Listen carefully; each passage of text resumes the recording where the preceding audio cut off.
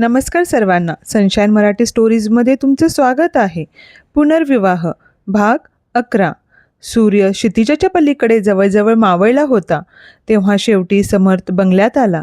त्याचे खांदे झुकलेले होते आणि थकव्याच्या खुणा त्याच्या चेहऱ्याच्या प्रत्येक भावावर दिसत होत्या. दिवस खूप मोठा, गरजेपेक्षा कितीतरी मोठा गेला होता.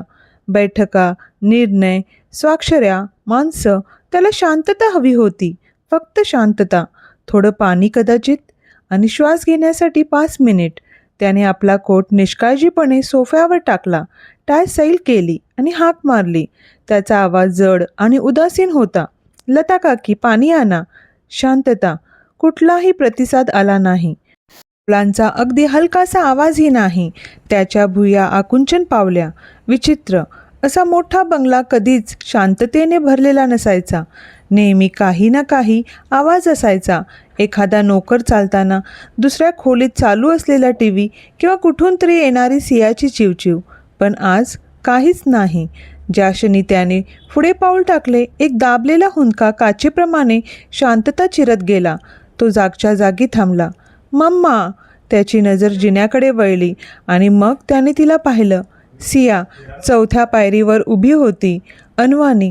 तिच्या लालसर गालावरून अश्रू वाहत होते. तिचं नाक लाल झालं होतं, ओठ थरथरत होते आणि तिचे डोळे सुजलेले व लाल झाले होते. जणू ती तासनतास रडत होती. आणि मग रक्त. त्याचं हृदय थांबल्यासारखं झालं. सिया. तो ओरडला. पुढे धावताना त्याचा सगळा थकवा एका क्षणात नाहीसा झाला. तिच्या पायावर, घोट्यांच्या अगदी वर एक जखम झाली होती. गुडघे खरचटलेले आणि लाल झाले होते. कदाचित वर चढण्याचा प्रयत्न करताना ती पडली असावी. रेलिंगला पूर्ण ताकदीने पकडून तिचे छोटेसे पाय थरथरत होते. मम्मा, मम्मा. उठत नाही. सिया ओढतेय, येत नाही. ती हुंदके देत अडखळत रडत म्हणाली. तिच्या त्या तुटक अस्पष्ट रडण्याने समरचा घसा दाटून आला.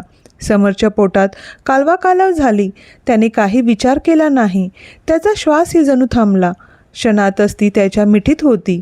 तिचे छोटे हात त्याच्या कॉलरला घट पकडून होते. तिचा चेहरा त्याच्या खांद्यावर लपलेला होता आणि प्रत्येक शांत हुंदक्यासोबत तिचं शरीर थरथरत होतं. तिला खूप गरम होत होतं. खूप थकवा आला होता. ती पूर्णपणे अशक्त झाली होती. श्श. हे सिया, मी इथे आहे, मी इथेच आहे. काय झालं बाळा? त्याने कुजबुजत विचारलं.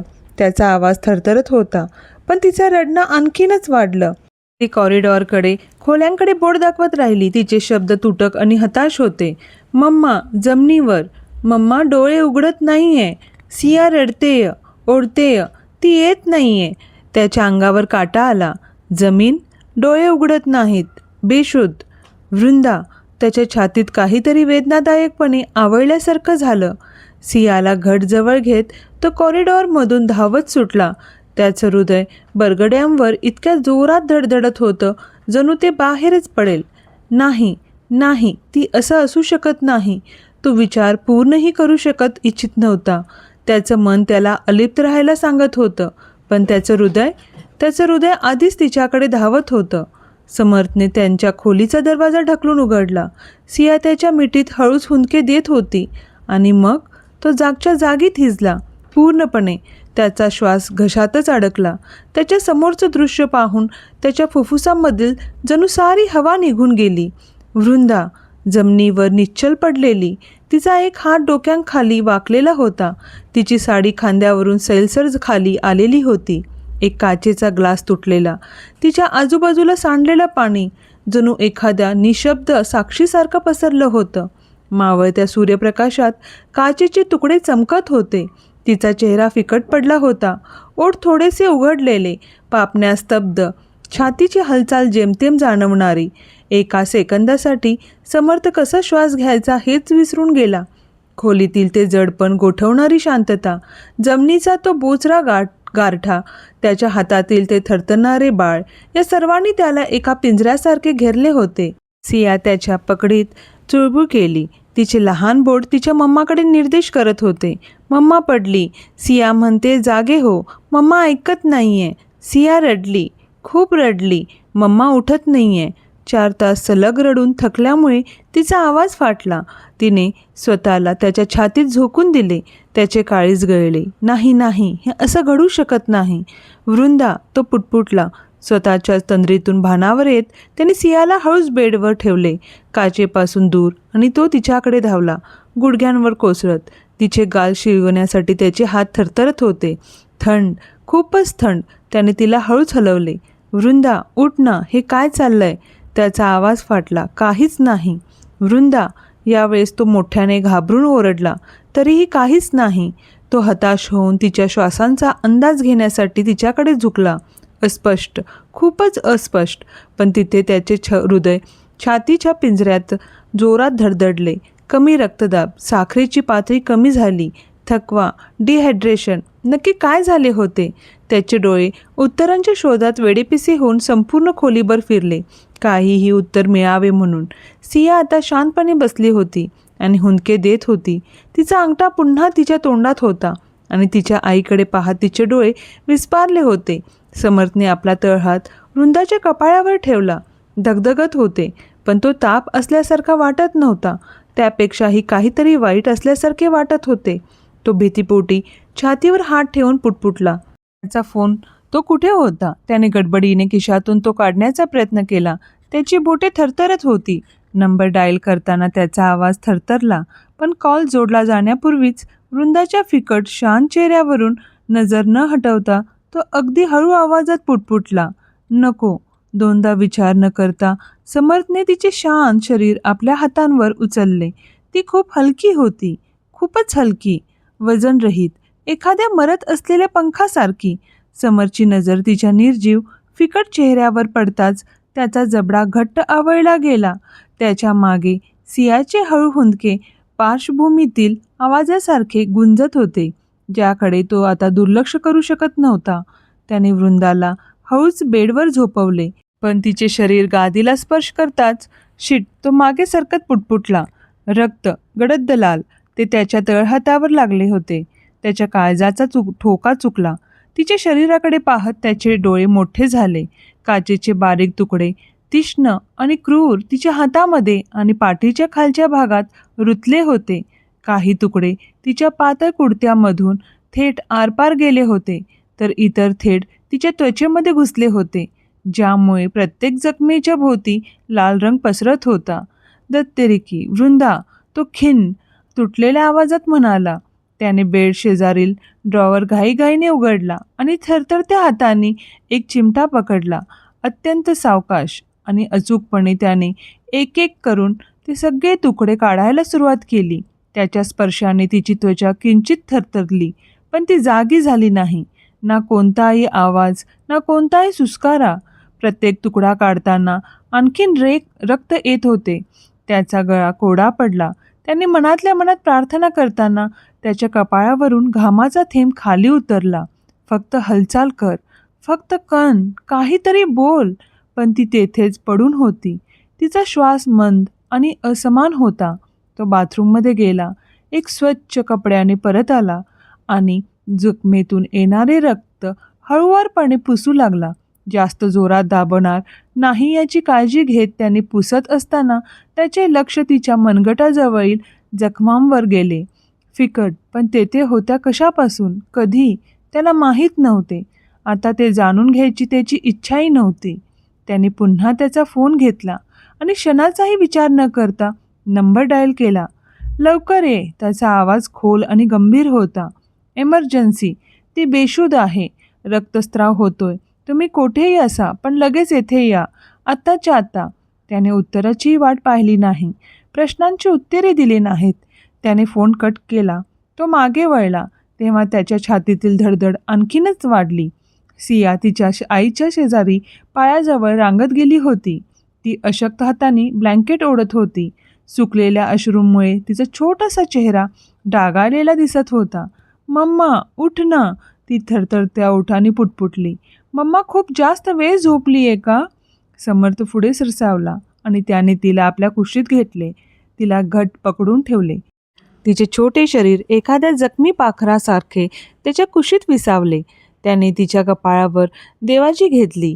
तिचे डोके आपल्या हनुवटीला लावले आणि त्याचे डोळे समोर शांत पडलेल्या वृंदावर होते. खूपच शांत, खूपच शांतता. आणि ही शांतता त्याला मारत होती. समर्थने हळू सियाला सोफ्यावर बसवले. तिचे चेहऱ्यावर चिटकलेले केस बाजूला केले. तिच्या ओठातून निघणारे हलके हुंदके आता मोठे रडणे राहिले नव्हते, तर ते थकलेले, तुटलेले उचक्यांचे आवाज होते. बिचारं मूल कित्येक तास रडत होतं. तो खाली गुडघ्यांवर बसला. त्याने तिचे पाय हळूच वर उचलले. त्याचा श्वास अडकला. तेथे होते तिच्या टाचेवर आणि पायाच्या बोटावर लहान जखमा, लालसरे आणि हलके निळे डाग पडले होते. ते चिमुकले पाय ते जिन्यावरून वर खाली चढले उतरले होते, जे फुटलेल्या काचांवर अनवाणी चालले होते. ज्यांनी कोणाच्या तरी येण्याची वाट पाहत रडून दिवस काढला होता. काय गरज होती खाली येण्याची वेडाबाई? तो घशात दाटून आलेला हुंदका आवरत स्वतःशीच पुटपुटला. काहीच उत्तर दिले नाही.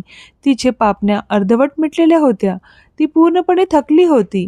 तिची ताकद संपली होती. पण जेव्हा त्याने हळूच तिच्या घोटाला स्पर्श केला तेव्हा ती दचकली. आता ठीक आहे, आता काहीही होणार नाही. तो उठला आणि त्याने फर्स्ट एड बॉक्स आणला. पुन्हा गुडघ्यावर बसून तो ओल्या सुती कपड्याने तिचे पाय पुसू लागला. एक एक करून जखम साफ करताना त्याने तिचे पाय स्वच्छ केले. मऊ हात, स्थिर नजर. त्याने अँटिसेप्टिक लावले, हे माहीत असूनही की त्यामुळे आग होऊ शकते. सिया विव्हळली. तिने आपले पाय मागे ओढण्याचा प्रयत्न केला. समर्थ लगेच पुढे झुकला. बघ, बिग गर्ल बन. एकदम स्ट्रॉंगवाली बेबी आहेस ना तू? तू राईट? सियाने डोळ्यातील अश्रू पुसत ओल्या पापणांनी त्याच्याकडे पाहिले. तिने हळूच मान डोलावली. त्याने एक बारीक हसू दिले, थकलेले पण धीर देणारे. बॉक्समध्ये सापडलेल्या लहान रंगीबिरंगी प्लास्टरने तिच्या जखमांवर हळुवारपणे पट्टी बांधल्यानंतर कदाचित वृंदा काकूंनी कधीतरी सहज विकत घेतले असावे. त्याने तिचा चेहरा आपल्या हातांच्या तळव्यात घेतला. डन झालं. सियाने अशक्तपणे बेडरूमच्या दिशेने बोट दाखवले. तिचा खालचा ओठ पुन्हा थरथरत होता. मम्मा, लागलं का? तिच्या शब्दांनी त्याचे हृदय पिळवटून निघाले. त्याने तिला जवळ ओढले. पुन्हा घट्ट मिठी मारली. मम्मा फक्त झोपली आहे, हो ना? ती थोड्या वेळात उठेल. पण हे शब्द खरे आहेत की नाही हे त्यालाच माहीत नव्हते. त्याची नजर पुन्हा खोलीकडे बेडवर असलेल्या त्या नाजूक शरीराकडे वळली. बेशुद्ध, फिकट गुलाबी पडलेली. शांत. दार पुन्हा हळूच उघडले. डॉक्टर त्यांच्या हातातील आपत्कालीन किटसह आत आले. त्यांचे डोळे खोलीतील परिस्थितीचा अंदाज घेत होते. सिया सोफ्यावर झोपली होती. तिच्या जखमांवर पट्ट्या बांधल्या होत्या आणि पाणी काढून टाकले होते. आणि वृंदा बेडवर अजूनही शुद्ध हरून फिकट पडली होती. समर्थ शांतपणे बाजूला सरकला. न मिटणाऱ्या डोळ्यांनी प्रत्येक हालचालीवर बारीक लक्ष ठेवून होता. तर डॉक्टर वेगाने बेडकडे सरकले आणि तिच्या शरीरातील महत्त्वाच्या खुणा तपासू लागले. त्यांनी तिची नाडी पाहिली. तिचे तापमान तपासले. काचेमुळे झालेल्या जखमांमुळे हळूवारपणे पाहणी केली. काही जखमा वरच्यावर होत्या, तर काहीमधून जास्त रक्तस्राव होत होता. त्यांनी कपाळाला आट्या घातल्या. त्यानंतर त्यांनी तिच्या डोळ्यांवर पेनलाईटचा प्रकाश टाकला आणि टेटेस्कोपच्या सहाय्याने तिच्या श्वासोश्वासाचे बारकाईने निरीक्षण केले. पुढची काही मिनिटे ते एक शब्दही बोलले नाहीत, पण त्यांच्या चेहऱ्यावरील भाव समरच्या छातीत धडधड वाढवण्यासाठी पुरेसे होते. ती किती वेळापासून बेशुद्ध आहे? डॉक्टरांनी शेवटी विचारले. त्यांचा आवाज शांत पण गंभीर होता. समर्थने डोळे मिचकावले. मला माहीत नाही. मी जेव्हा घरी आलो तेव्हा ती मला अशीच दिसली. कदाचित 1 तासापूर्वी. मी घरी नव्हतो. डॉक्टरांनी हळुवारपणे आपले ग्लोव्ज काढले आणि ते समर्थकडे वळले. मिस्टर व्यास, मी तुम्हाला एक महत्त्वाची गोष्ट विचारणार आहे. तिची काही मेडिकल हिस्ट्री आहे का? कोणताही तीव्र आजार, जुनी स्थिती, अलीकडचे उपचार? ती कोणती औषधे घेत आहे का? समर्थने लगेच नकारार्थी मान हलवली. आमचं काही आठवड्यापूर्वीच लग्न झालंय. मला माहीत नाही. एक क्षण शांतता पसरली. डॉक्टरांच्या चेहऱ्यावर थोडे ताण जाणवले. हे जाणून घेणे महत्त्वाचे आहे, ते गंभीरपणे म्हणाले. तिची सध्याची प्रकृती पाहता नाडी कमकुवत आहे. रक्तदाब लो ब्लड प्रेशर कमी आहे, शरीरात पाण्याची कमतरता डिहायड्रेशन असण्याची शक्यता आहे, प्रतिसाद मिळण्यास उशीर होत आहे. हे केवळ शारीरिक थकवा किंवा उष्णतेमुळे आलेली ग्लानी नाही, शरीराच्या आत काहीतरी बिघाड होत आहे. समरचा गळा सुकला, पण ती बरी होती. म्हणजे ती एका तासापेक्षा जास्त वेळ बेशुद्ध आहे, डॉक्टरांनी मध्येच थांबवत सांगितले. सगळी सृष्टी जणू थांबली. समरच्या भुया तीव्रतेने आकसल्या. काय? तिच्या शरीराच्या प्रतिसादावरून आणि तिला अशांत शुद्धीवर येण्यासाठी लागणाऱ्या वेळेवरून असं दिसतंय की ती कित्येक तासापासून बेशुद्ध आहे.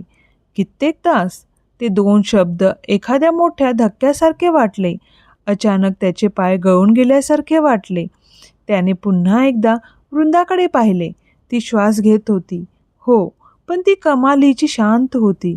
तिचा हात हलकेच थरथरत होता, जणू काही ती हलवण्याचा प्रयत्न करत असावी. तिच्या घामाने डबडबलेल्या कपाळाला तिची एक केसांची बट चिटकली होती. ती इतक्या वेळापासून तेथे पडून होती. सिया कित्येक तास रडत होती. तो इथे नव्हता. त्याने तिच्यावर संशय घेतला होता आणि आता ती इथे निपचिप पडली होती, नाजूक आणि भीती वाटावी इतकी शांत. डॉक्टर अजूनही बोलत होते. एकदा का तिला पूर्ण शुद्धी आली की कृपया तिला किंवा कुटुंबातील कोणाला तरी विचारा की तिचे कोणते औषधोपचार सुरू आहेत का, किंवा तिला आधीपासूनच काही आजार आहे का. आम्हाला पूर्ण खात्री करण्यासाठी आणखीन काही तपासण्या कराव्या लागतील. समर्थ फक्त हळूच मान डोलवू शकला. त्याला नीट काही उत्तर सुचत नव्हते. पश्चातापाची भावना आधीच त्याच्या गळ्याशी दाटून आली होती. डॉक्टर गेल्यावर खोलीत पुन्हा शांतता पसरली, गहन, जड आणि अस्वस्थ करणारी. तासनतास रडल्यामुळे सियाचे डोळे सुजले होते. तिचे लहानसे शरीर थकव्यामुळे गळून गेले होते. डॉक्टरांनी तिच्या मम्माला तपासल्यापासून ती एक शब्दही बोलली नव्हती. एखाद्या नाजूक छोट्या बाहुलीसारखी ती समरच्या शर्टला घट्ट धरून बसली होती. त्याने तिला आपल्या कुशीत घेतले, प्रेमाने नाही तर काळजीने, शांत, यांत्रिक आणि अचूकपणे. त्याने तिला हळूच बेडवर वृंदाच्या बाजूपासून दूर झोपावले. एका हाताने तिच्या पाठीला आधार देत त्याने दुसऱ्या हाताने तिच्या डाग पडलेल्या कपड्यांची बटणे काढली. त्याच्या हालचाली अत्यंत सावध होत्या, जेणेकरून तिच्या गुडघ्यावरील जखमांना इजा होणार नाही. गाढ झोपेतच तिचे लहान हात वर आले आणि त्याच्या कॉलरशी चाचपडू लागले. Big big man. नाही मम्मा. थरथरत्या ओठाने ती झोपेतच पुटपुटली. त्याने काही उत्तर दिले नाही, एक शब्दही नाही. तो एका लहान पिशवीतून मऊ सुती टी शर्ट आणि पायजमा काढून तिला घालतो. नंतर तिच्यावर पांघरून घालतो. तिच्या नेहमीच्या सवयीप्रमाणे तिच्या आवडीचा कापडी ससा तिच्या छातीजवळ ठेवतो. ती लगेच त्याला घट्ट कवटाळते. काही मिनिटातच सिया अश्रूंनी भरलेल्या उतर झोपेत जाते. तिच्या ओठातून कधीकधी हलकासा रडण्याचा आवाज येत असतो. समर तिच्या शेजारी स्तब्ध उभा राहिला. त्याच्या उंच शरीराची सावली संपूर्ण पलंगावर पडली होती. त्याचे डोळे मग दुसऱ्या बाजूला गेले. तिथे बेशुद्ध अवस्थेत पडलेल्या वृंदाच्या शांत शरीराकडे. तिच्या हातावरचे वळ अजूनही फिकट लाल दिसत होते. तिची त्वचा निस्तेज झाली होती. तिच्या ओठाजवळची ती जखम अजून भरली नव्हती. नाकपुड्यातून एक तीव्र श्वास सोडत समर्थ पलंगाच्या पलीकडे असलेल्या रिकाम्या खुर्चीकडे चालत गेला. खूप दूर नाही, पण खूप जवळही नाही. तो खाली बसला, हळूच, ताठ, गुडघ्यांवर, कोपर डोळे एकाच ठिकाणी खेळलेले. सियावर नाही, वृंदावरही नाही, तर कशावरच नाही. त्याचा जबडा घट्ट झाला. त्या कोरड्या डोळ्यांमागे एक वादळ दडलेले होते, पण एकही भावना चेहऱ्यावर उमटत नव्हती. खोली शांत होती, पण तेथे पूर्ण शांतता नव्हती. पंख्याचा मंद आवाज, सियाचे संत श्वास आणि समरच्या हलणाऱ्या जागेचा अधूनमधून होणारा आवाज याने ती जागा भरून गेली होती. आणि मग एक हलकीशी हालचाल. वृंदाच्या पापण्या थरथरल्या. तिच्या पापण्या जणू एखाद्या अदृश्य वजनाने खाली ओढल्या गेल्यासारख्या थरथरत होत्या. तिचा घसा सुकला होता. डोळे अंधुक होते. क्षणभर तिला ती कोठे आहे हे समजत नव्हते. तिच्या आजूबाजूचे सर्व काही अनोळखी वाटत होते. दूरच्या सावल्या, मऊ पांघरून, तिच्या जवळच पडलेले सियाचे लहानसे शरीर आणि तिच्या संपूर्ण शरीरात एक मंद कळा पसरली. तिचे डोळे चक्रावले आणि तिच्या एका बाजूला तीव्र धडधडणारी वेदना जाणवू लागली. ती विव्हळली, उठून बसण्याचा प्रयत्न करत, पण तिच्या शरीराने विरोध केला. आ! तिच्या ओठातून एक हलका कणण्याचा आवाज बाहेर पडला. तिचा हात नकळत तिच्या कमरेकडे गेला आणि एका सेकंदात समर्थ उभा राहिला. तोपर्यंत त्याने त्याचा श्वास रोखून धरला होता हे त्याच्या लक्षातच आले नव्हते. तिची हालचाल, तिचे कणणे याने त्याच्यात काहीतरी खेचून आणले.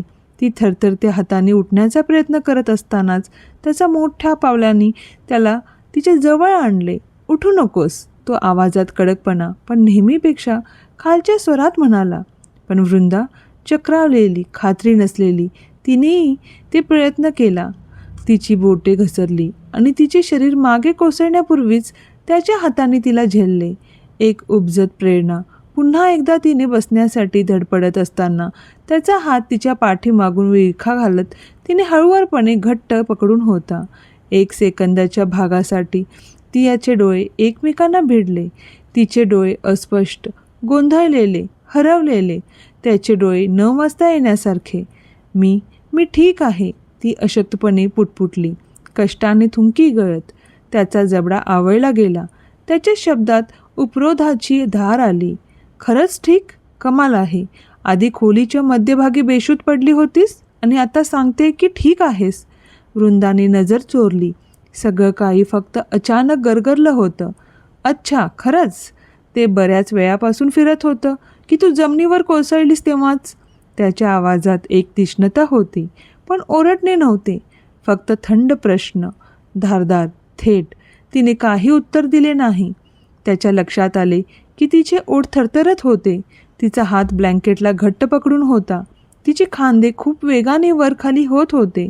त्याच्या भीतीपोटी नाही, तर जणू श्वास घेणे हीच एक मोठी कसरत होती. त्याच्या आत काहीतरी पिळवटून निघाले, पण त्याने ते लपवले. लगेचच सिया एकटी होती. तिच्यातून रक्तस्राव होत होता. ती 4 तास रडत होती. त्याचा आवाज फक्त रागावलेला नव्हता, तो संयमित होता, खूपच जास्त संयमित. वृंदाचे डोळे लगेच अजूनही झोपलेल्या सियाकडे गेले. डोळ्यात अश्रू दाटून आले. तिचे ओठ काहीतरी सांगण्यासाठी उघडले, पण पुन्हा बंद झाले. समरचे डोळे बारीक झाले. तुला काही हवे आहे का? पाणी? तिने हळूच होकारार्थी मान हलवली.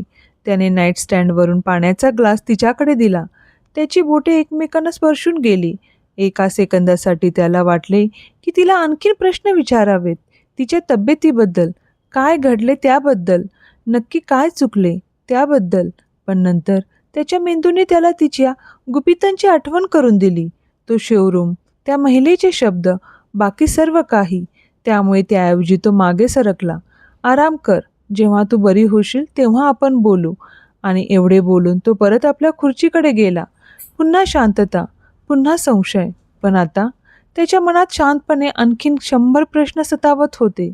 ती शांतता पुन्हा दाटून आली, जड, पण त्यात मुळी शांतता नव्हती. समर्थ सोफ्याच्या कडेला हात छातीवर बांधून नजर समोर स्थिर ठेवून बसला होता. तरीही त्याची नजर पुन्हा पुन्हा मागे वळत होती, पुन्हा पुन्हा बेडवर असलेल्या त्या नाजूक शरीराकडे.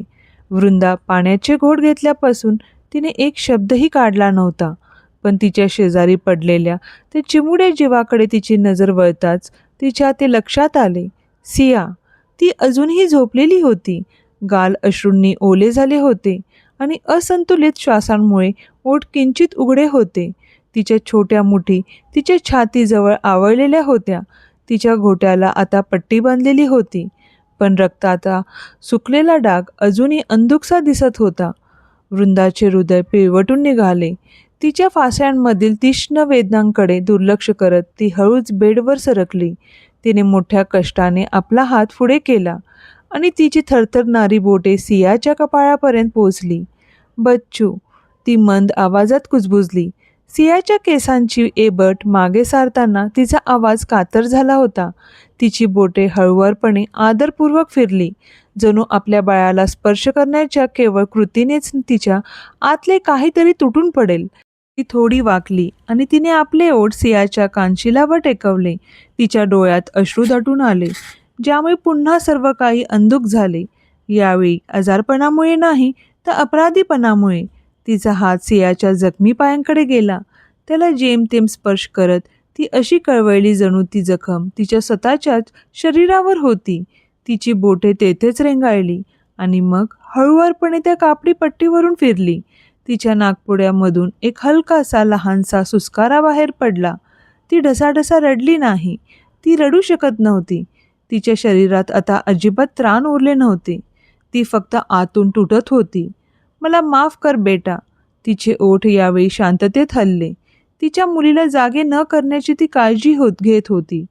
समर्थ पाहत होता. त्याने आयुष्यात खूप काही पाहिले होते. नाटक, खोटे अश्रू, हा फार अभिनय. पण हा अभिनय नव्हता. हे नाटक नव्हते. ही एक आई शांतपणे कोलमडत होती. तरीही तो हलला नाही. तो हलू शकला नाही. कारण प्रत्येक सरत्या क्षणासोबत त्याच्या मनात आणि हृदयात एक युद्ध सुरू होते. समरची नजर वृंदावर स्थिरावली. ती हळुवारपणे सियाचे केस कुरवाळत होती. तिचा श्वास कापलेला होता. खोली न बोललेल्या भावनांनी भरलेली होती. तरीही त्याच्या आत एक वादळ घोंगावत होते. एक असे वादळ जे काही दिवसापासून तयार होत होते. तो आता याकडे दुर्लक्ष करू शकत नव्हता. काहीतरी बिनसल्याची सततची भावना त्याला सतावत होती.